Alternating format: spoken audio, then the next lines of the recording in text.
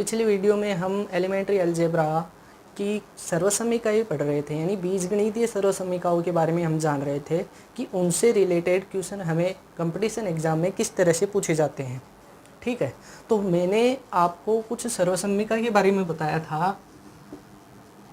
ए cube plus B cube बराबर A plus B into A square minus A B plus B square, और A cube minus B cube बराबर A minus B A square plus A B plus B square.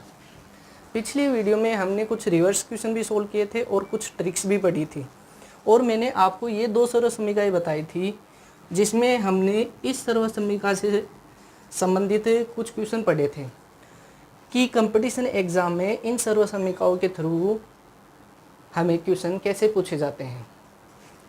तो देखो, हमने जाना था इस वाली सर्वसमीका की बात कर रहा हूँ, नंबर 1 जो पहली सर्वसमीका है।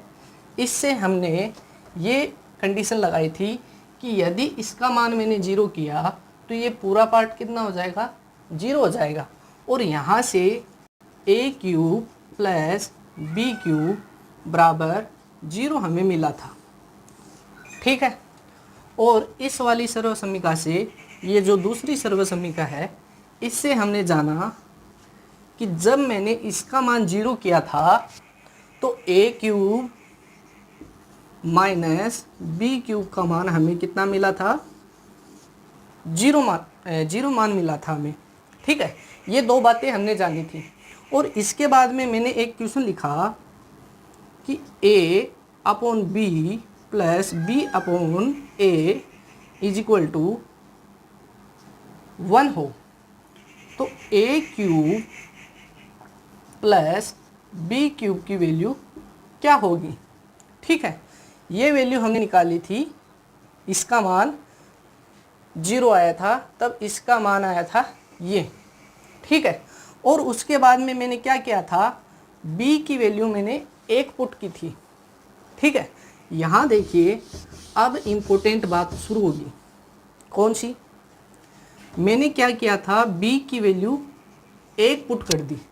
इन दोनों ही कंडीशन में मैंने b की वैल्यू 1 पुट कर दी, तब हमें कुछ ऐसा मिला था, a प्लस 1 अपॉन ए बराबर 1 हो। ठीक है, तो ए क्यूब प्लस 1 बराबर 0 इतना मिला था। और ठीक इसमें इसका विपरीत हो जाए, a प्लस 1 अपॉन ए बराबर -1, तो यहाँ से अपने को क्या मिले, A cube minus 1 is equal to 0 मिले। ठीक है, ये वाला पार्ट तो अपने पिछली वीडियो में समझ लिया था कि ये आया कहाँ से और कैसे आया, और इससे रिलेटेड हमने एक एग्जाम्पल भी किया था। ठीक है, जैसे x की पावर 12 प्लस 1 अपॉन x की पावर 18 इज इक्वल टू 1 है, देन अपने पास इसका मान निकालना था, 1 upon x is equal to 1 है, तो इसका मान निकालना था अपने पास। ठीक है, तो हम क्या करते हैं, इसको x क्यूब की power 4 plus 1 upon x cube की पावर 6 लिख सकता हूँ। और अगर ये कंडीशन अपने पास हो तो x क्यूब का मान कितना होता है, यहाँ से देखिए -1 होता है, तो यहाँ -1 पुट कर देंगे तो इसका मान आएगा अपने पास में 2। क्लियर है? शायद इसका एग्जाम्पल आपको दिखाने में मैंने क्या लिखा था, मैंने इसका एग्जाम्पल लिखा कि यदि x प्लस 1 अपॉन x की वैल्यू 1 है तो x की पावर 12 प्लस 1 अपॉन x की पावर 18 का मान कितना होगा। ये एग्जाम्पल है इसका, जो हमने पिछले वीडियो में सोल्व किया था। ये वाला कॉन्सेप्ट अपने पढ़ चुके हैं। हम अब पढ़ेंगे ये वाला कॉन्सेप्ट। देखिए इसका मान कैसे आएगा, इसको मैं क्या लिख सकता हूँ, x की पावर 3 उसकी पावर 4 प्लस 1 अपॉन x की पावर 3 की पावर 6। और यदि ये अपने पास इसकी वैल्यू 1 के बराबर है तो x क्यूब का मान कितना होगा, -1 होगा, जो हम यहाँ पर पुट कर देंगे तो इसका मान कितना आएगा, 2। ये सारी कंडीशन अपन पिछले वीडियो में जान चुके हैं। अब मैं आपको बताऊंगा इसके बारे में, और इसका एक कॉन्सेप्ट और रह गया वो बताऊंगा। चलिए देखते हैं वो कौन सा कॉन्सेप्ट है। सबसे पहले हम ये वाली सर्वसमीकरण के बारे में बात करेंगे। इसमें हमें पता है कि a प्लस 1 अपॉन a की वैल्यू यदि 1 आ जाती है तो a क्यूब का मान कितना होता है, -1 होता है। ये बात हम जानते हैं, ठीक है। इसको मैं ऐसे भी लिख सकता हूँ, a क्यूब बराबर -1 है, इसको मैं कैसे लिख सकता हूँ, ऐसे भी लिख सकता हूँ, a cube plus 1 is equal to 0 लिख सकते हैं। -1 को इधर लेके आएंगे, उधर 0 रह जाएगा। इस वाले पार्ट को मैं थोड़ा सा और चेंज कर देता हूँ, a क्यूब प्लस a की पावर 0 बराबर 0। अब आप सोच रहे होंगे कि a की पावर 0 कहाँ से आ गई। ये जो 1 है इसको मैं ऐसा लिख सकता हूँ, क्यों, क्योंकि हम जानते हैं किसी भी संख्या की पावर यदि 0 हो, किसी भी संख्या की पावर यदि 0 हो तो उसका मान हमेशा कितना होता है, 1 होता है। ये बात हम जानते हैं, इतना हम पढ़ चुके हैं पिछले वीडियो में, ये कंडीशन भी हम पढ़ चुके हैं। इसको मैंने थोड़ा सा चेंज किया है। थोड़ा सा चेंज करते ही कंपटीशन एग्जाम में क्वेश्चन भी चेंज हो जाता है, जो इसी सर्वसमीकरण के थ्रू हमसे पूछा जाता है। अब देखो जो क्वेश्चन हमसे पूछा जाएगा वो किस तरह का होगा वो भी हम पढ़ेंगे। तो इस वाले पार्ट को देखकर आपको एक बात तो समझ में आ गई होगी कि दोनों तरफ आधार समान है, दोनों का योग हो रहा है, लेकिन इनकी जो घातें हैं, यहाँ पर a की घात 3 है, यहाँ पर a की घात 0 है, ठीक है। तो यहाँ घात में कितने का अंतर है, घात में 3 का अंतर है।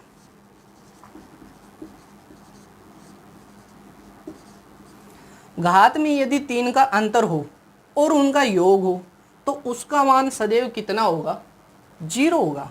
घात में 3 का अंतर हो तो मान कितना होगा, 0 होगा। अब देखो, अब हम करते हैं एक एग्जाम्पल। मैं आपको एक एग्जाम्पल बताता हूँ कि कंपटीशन एग्जाम में हमसे किस तरह का क्वेश्चन पूछा जाएगा। देखो आपको दे दिया जाएगा x प्लस 1 अपॉन x की वैल्यू 1, या फिर इस पार्ट को चेंज करके भी दे सकता है आपको। कैसे, इसको इससे गुणा करूंगा तो x², ठीक है, ये आ गया +1 minus x² plus 1 upon x is equal to 1। ये वाला पार्ट आपको ऐसे भी दे सकता है, या फिर इस पार्ट को घुमाकर वो आपको x² plus 1 is equal to x ऐसा भी दे सकता है, या फिर x² minus x plus 1 is equal to 0 भी दे सकता है। ये जो तीनों चीज़ें हैं वो अलग नहीं है, वो यही है, ये जो है वो यही है, कुछ अलग नहीं है, बस इनको थोड़ा रूप चेंज करके लिख दिया गया। बाकी दोनों में कोई अंतर नहीं है इनमें, ठीक है। तो ऐसा कैसा भी मिल जाए, इनमें से कोई भी मान आपको मिल जाए, तो कंडीशन आपको याद रखनी है कि x की पावर 3 की वैल्यू हमेशा कितनी होगी, -1 होगी, या फिर घात में 3 का अंतर हो तो मान 0 होगा। आपको सिर्फ ये दो बातें याद रखनी है यदि a प्लस 1/a की वैल्यू 1 है तो कौन सी दो बातें आपको याद रखनी है? एक तो ये कि a क्यूब का मान हमेशा कितना आएगा? -1 आएगा, और घात में 3 का अंतर हो तो मान कितना होगा? 0 होगा। केवल ये दो बातें आपको याद रखनी है। क्लियर है? अब देखो, हम बात कर रहे थे यहाँ पर एग्जाम्पल की, तो ये कैसे भी दे सकता है घुमा फिरा के। बात एक ही है, बात एक ही है। कौन सी? ये कि x प्लस 1/x का मान आपको 1 दिया गया है और आपसे पूछ लिया जा रहा है क्या कि x की पावर 24 प्लस x की पावर 21 प्लस x की पावर 18 प्लस x की पावर 15 प्लस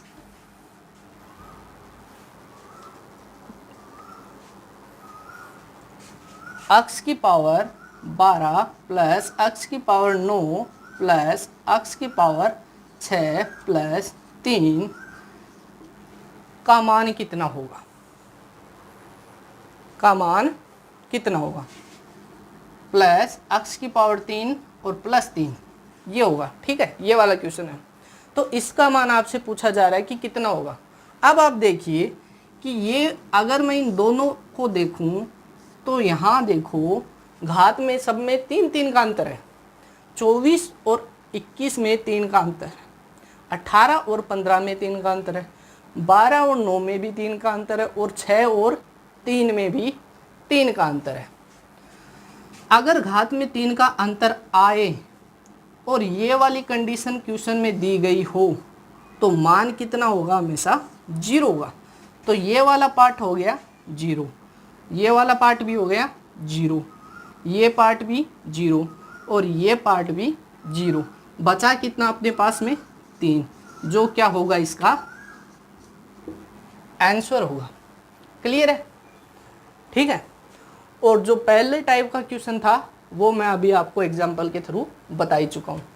अब इसके अलावा जो दूसरी सर्वसमीका है उसमें भी हमें दो बातें ध्यान में रखनी होंगी। वो दो बातें कौन सी है और उनके थ्रू एग्जाम में क्वेश्चन किस टाइप का पूछा जाएगा वो हम पढ़ते हैं। चलिए देखते हैं वो।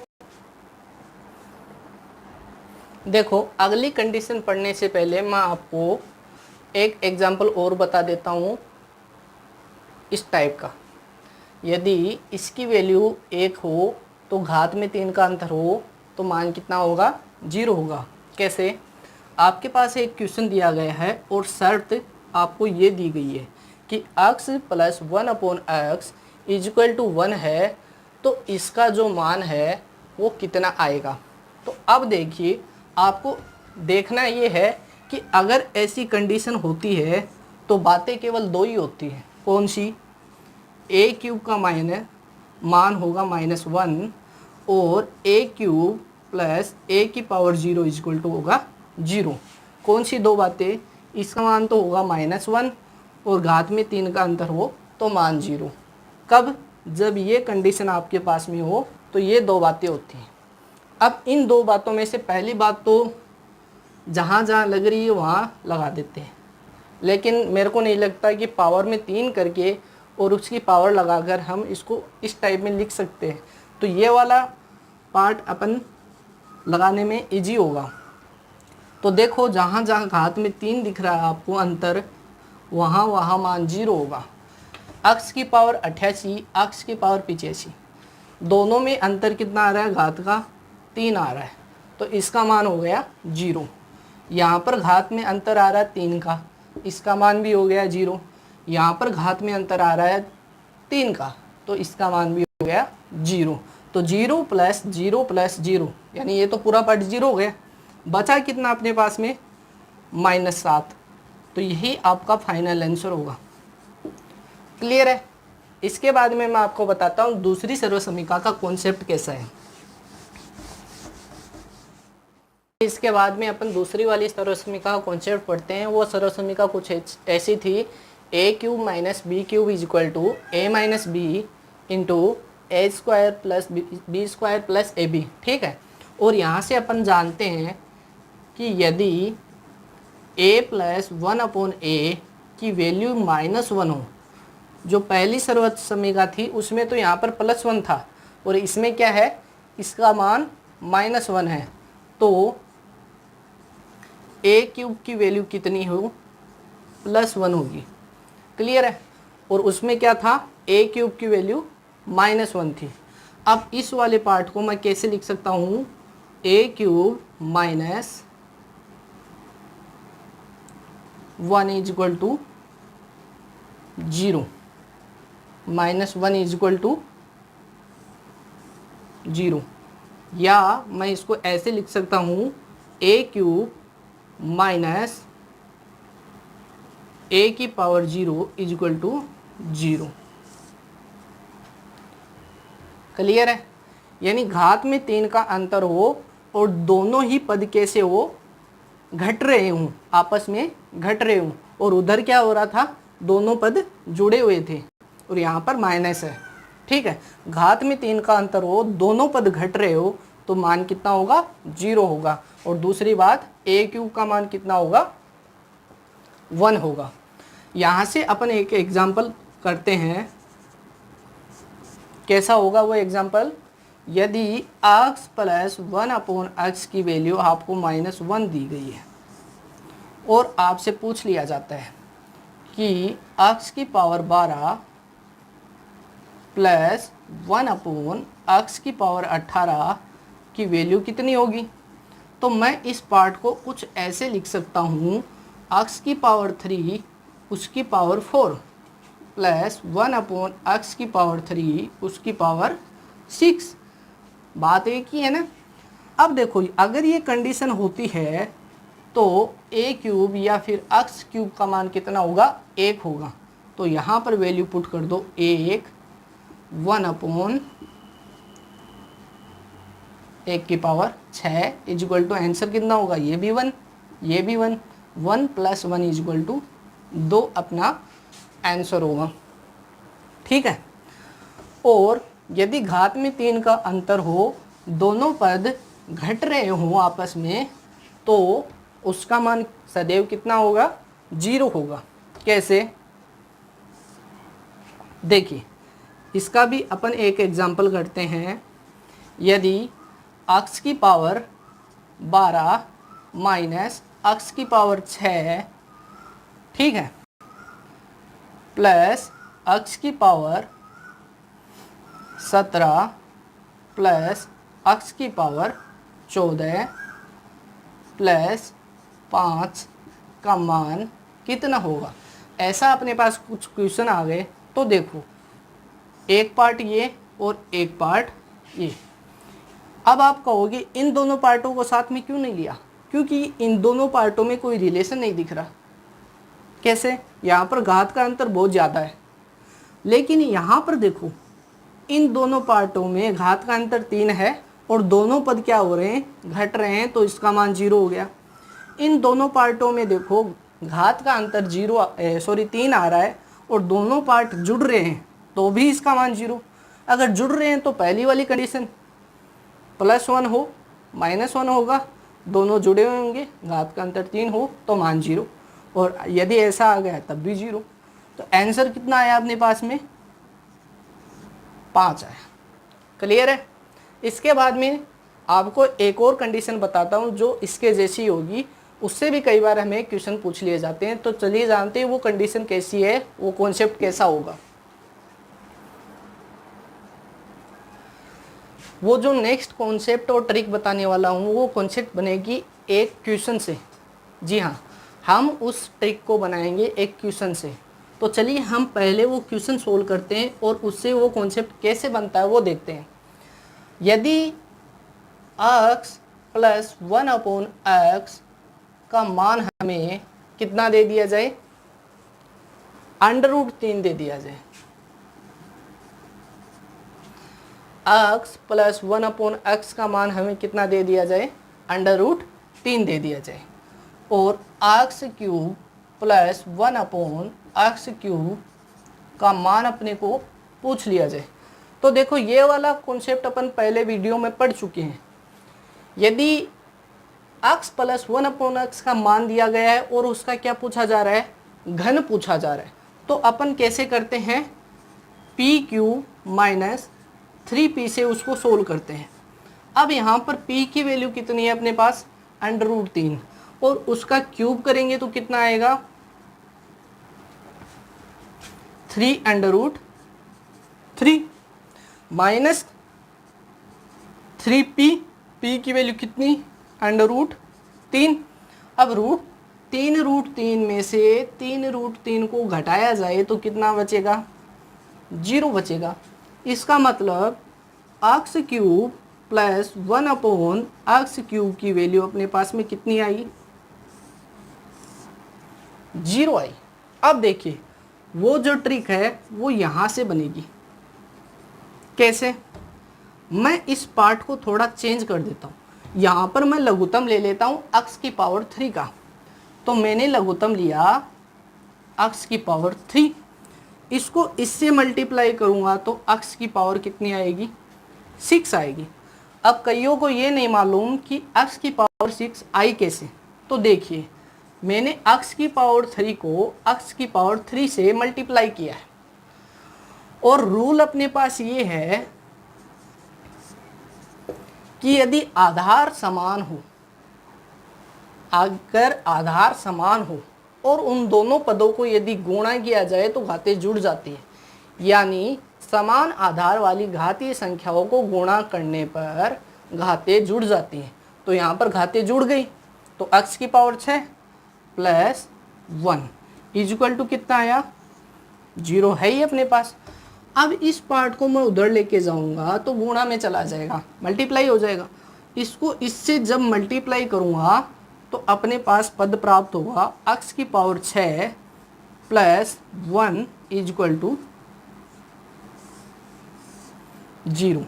ये वाला पार्ट अपने को मिल गया।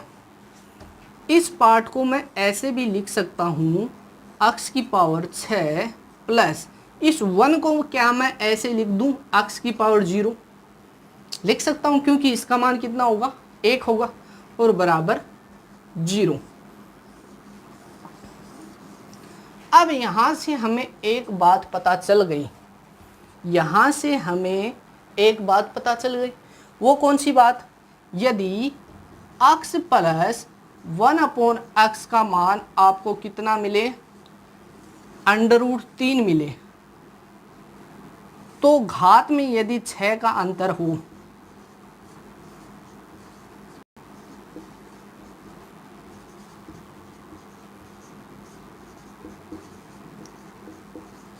तो मान कितना होगा, हमेशा 0 होगा। लिख सकते हैं, बता सकते हैं, क्योंकि ये वाला पार्ट क्या है, ये है, और इसका मान अपने को पूछा जा रहा है, इसी को तो चेंज करके बनाया है अपने। कई बार एग्जाम में क्वेश्चन ऐसा भी पूछ लिया जाता है, और यहाँ से हमें पता चलता है कि यदि x प्लस 1/x की वैल्यू आपको √3 दी गई हो और घात में यदि 6 का अंतर आ रहा हो, दोनों पद जुड़े हुए हों, तो उसका मान हमेशा कैसा होगा, 0 होगा। चलिए इस कॉन्सेप्ट पर बेस अपन एक एग्जाम्पल करते हैं और उससे समझते हैं कि किस टाइप का क्वेश्चन हमसे पूछा जाता है। देखिए ये वो क्वेश्चन है, यदि x प्लस 1/x का मान आपको √3 दिया गया है और इसका मान आपसे पूछा जा रहा है, तो आप कैसे करेंगे। आपको ये वाली कंडीशन दिखते ही एक बात याद आनी चाहिए कि घात में यदि 6 का अंतर हो तो मान कितना होता है, 0 मान होता है। क्लियर है। अब देखो यहाँ पर घात में 6 का अंतर किन में है, ये देखो यहाँ घात में 6 का अंतर आपको दिख ही रहा होगा, सब में आपको घात में 6 का अंतर दिख रहा है।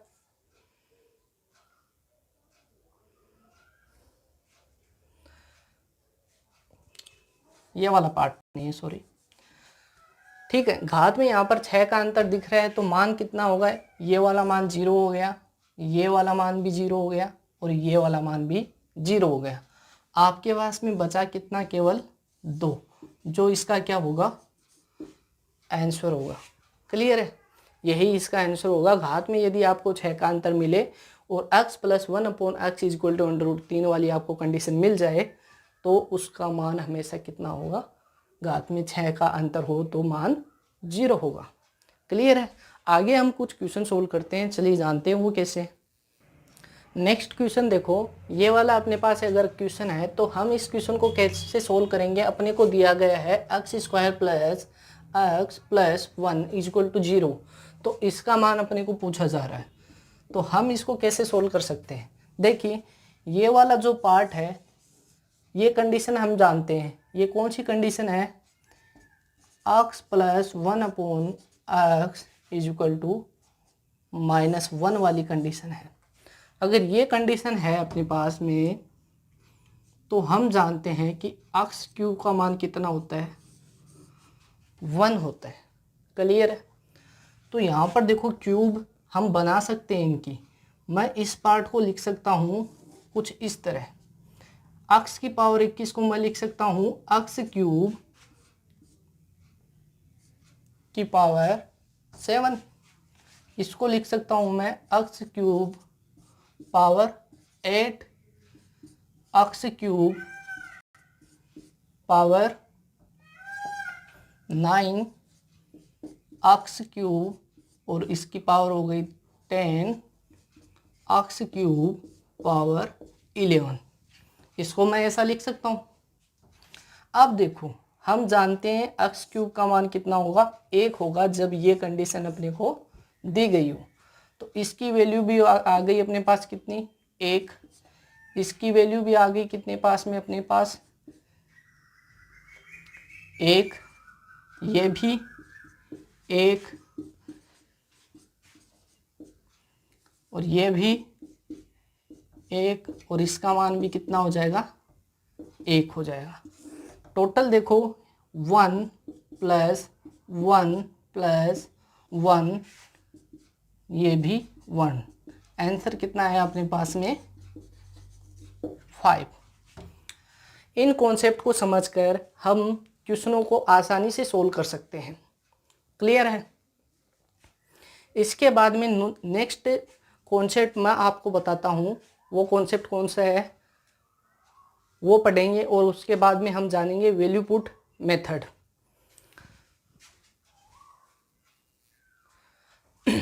देखिए लास्ट कॉन्सेप्ट कैसा होगा, हम लगभग ये बीजगणितीय सर्वसमीकाओं के बारे में जान चुके हैं, लेकिन हमने ये वाली सर्वसमीका नहीं पढ़ी कि a² माइनस b² हो तो वो a plus B into a minus B के इक्वल होता है। क्लियर है। अब देखो ये कुछ ऐसे भी हो सकता है, यदि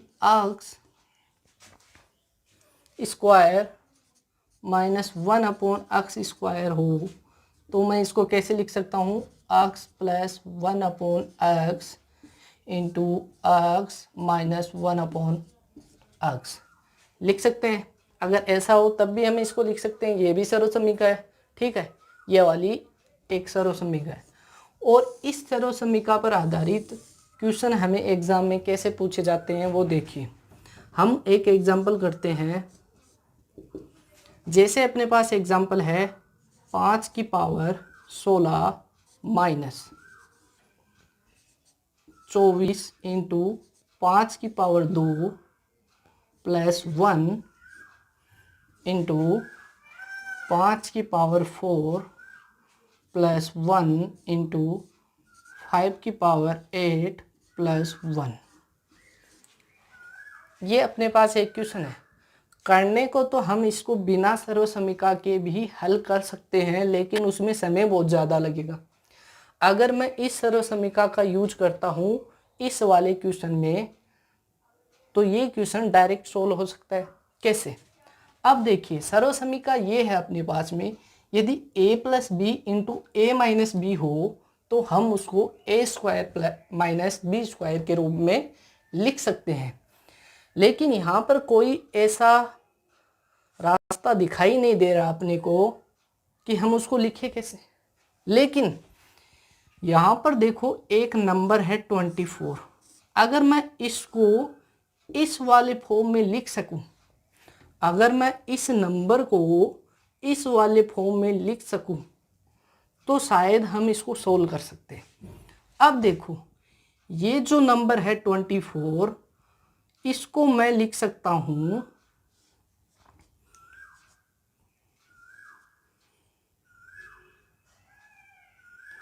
4 × 6।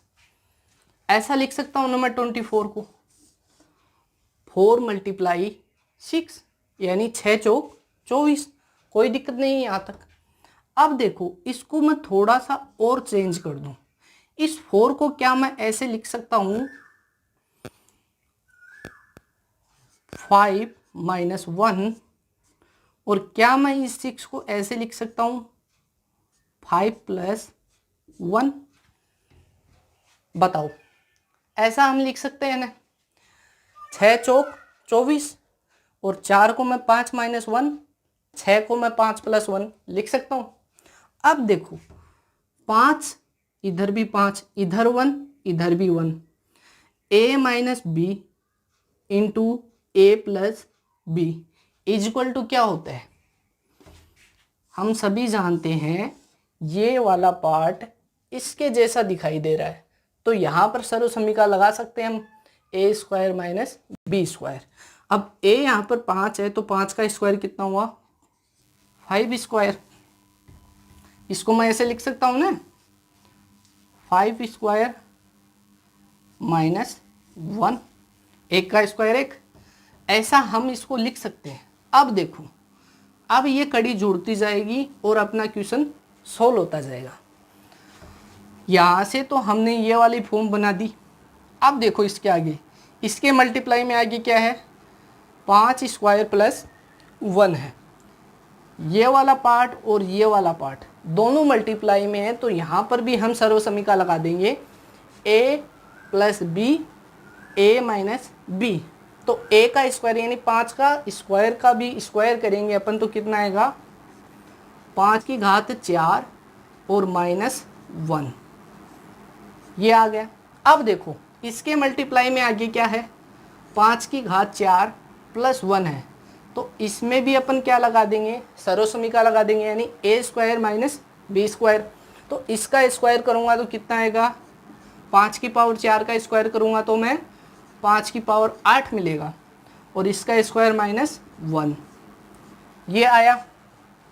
इसके मल्टीप्लाई में आगे ये है, इन दोनों में भी अपन क्या कर देंगे सर्व समीकरण लगा देंगे a² - b²। ठीक है, तो इसका स्क्वायर करूँगा तो 5⁴16 और -1। तो इस वाले पार्ट को जब हमने सोल्व किया सर्व समीकरण के थ्रू, तो लास्ट और फाइनल पार्ट अपने को मिला 5⁴16 - 1। अब देखो, इधर कितना है अपने पास में 5⁴16, फिर माइनस, और ये कोष्टक है, फिर आगे 5⁴16 और -1। ठीक है, अब इस माइनस को अंदर मल्टीप्लाई भी करना होगा, तो मल्टीप्लाई करूँगा तो 5⁴16 - 5⁴16, ये माइनस माइनस क्या हो जाएगा +1। ये दोनों पार्ट कैंसिल हो गए और अपने पास आंसर कितना आया 1। क्लियर है? तो इस सर्व समीकरण के थ्रू इस टाइप के क्वेश्चन हमें एग्जाम में पूछ लिए जाते हैं। ठीक है, कुछ एग्जाम्पल लिखता हूँ मैं यहाँ पर जो आप सोल्व कीजिए, और कुछ मैं बताता हूँ। जैसे एक एग्जाम्पल है 7⁸ - 48 इंटू 7 का स्क्वायर + 1, 7⁴ + 1। ये अपने पास क्वेश्चन है, तो इस क्वेश्चन को भी हम ठीक उसी तरह सोल्व कर देंगे। इसको दो पार्टों में तोड़ेंगे अपन। कौन से? इसको किससे मल्टीप्लाई करूं, कौन सी दो संख्याओं को गुणा करूं ताकि अपने पास 48 आ जाए। वो दो संख्याएं कौन सी हैं 8 × 6, यही है वो दो संख्या 8 × 6 = 48। इस 8 को मैं लिख सकता हूँ 7 + 1 और इस 6 को मैं लिख सकता हूँ 7 माइनस 1। इन दोनों को मल्टीप्लाई करेंगे तो सर्वसमीका लगती है ए स्क्वायर माइनस बी स्क्वायर। तो मैं इसको लिख सकता हूँ 7 स्क्वायर माइनस 1। अब ये वाला पार्ट और ये वाला पार्ट, इन दोनों पार्टों को देखिए और यहाँ पर सर्वसमीका लगा दीजिए ए स्क्वायर माइनस बी स्क्वायर। तो आएगा अपने पास में 7 की पावर 4 माइनस 1, और इन दोनों में भी क्या लग जाएगी, सर्वसमीका। तो आएगा 7 की पावर 8 माइनस 1, और इधर पहले से ही है 7 की पावर 8, फिर माइनस, फिर कोष्टक, फिर आगे है 7 की पावर 8 माइनस 1। जब माइनस को अंदर मल्टीप्लाई करेंगे तो ये वाला मान प्राप्त होगा, दोनों कैंसिल हो गए, आंसर कितना आया अपने पास में 1। क्लियर है। ये तो हुआ कुछ कॉन्सेप्ट एलिमेंट्री अलजेब्रा का। इसके बाद में मैं आपको बताऊंगा वैल्यू पुट मेथड, जो मेरे नेक्स्ट वीडियो में आपको देखने को मिलेगा।